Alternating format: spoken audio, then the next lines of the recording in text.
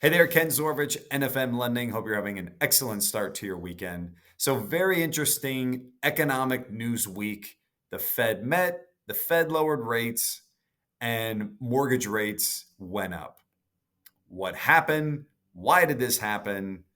And why we should be optimistic for next year. So, let's talk about what happened. So, the Fed did their normal meeting, last one of the year. And based off economic data that had come in to date, the economy seemed like it was better than they were expecting it was going to be at this point in the year. They thought unemployment might tick up higher by now.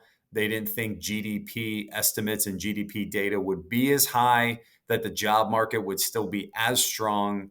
So, even with all of this, they still decided to lower interest rates. Now, why? Well, I always equate it to a cruise ship trying to stop, right? If a cruise ship wants to stop, can it just stop on a dime or does it take a little bit of time? It takes a little bit of time. And so that's kind of how they're treating the economy, is that their interest rate policy is still very restrictive. And they know that if they keep it restrictive too long, it could lead to problems.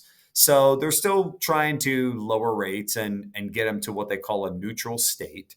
So that's why they decided to lower them.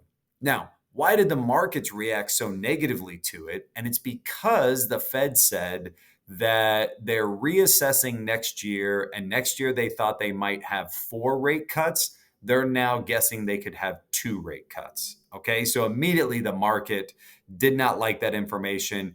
If you were following the market on Wednesday, you saw that it just got crushed, and that included the bond market, which meant mortgage rates went higher. All right, now what is the optimism in all of this? Okay, here's what I want to just plant the seed in your head about is one, the Fed is guessing.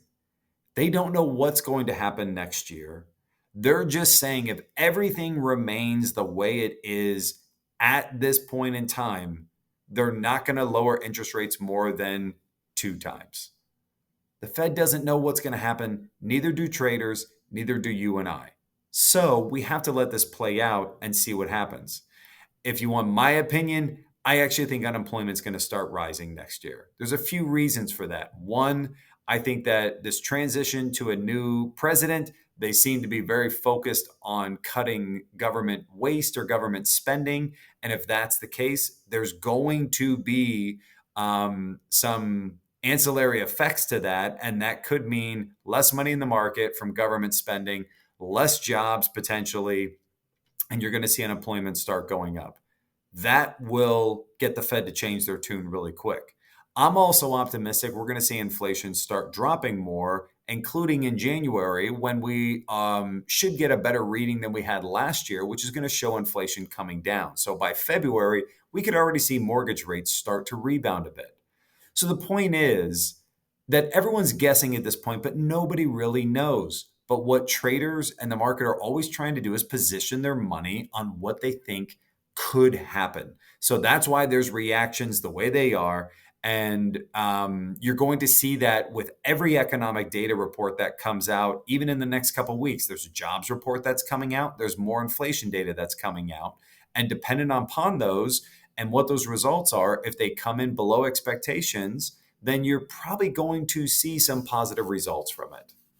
So listen, I hope this made sense. If you have any questions on it, please feel free to reach out. Make sure you get in some time with some friends and family this weekend. And as always, I'd love to be in this business in 5 years. If you know someone looking to purchase or refinance, please think of me. Have a great weekend.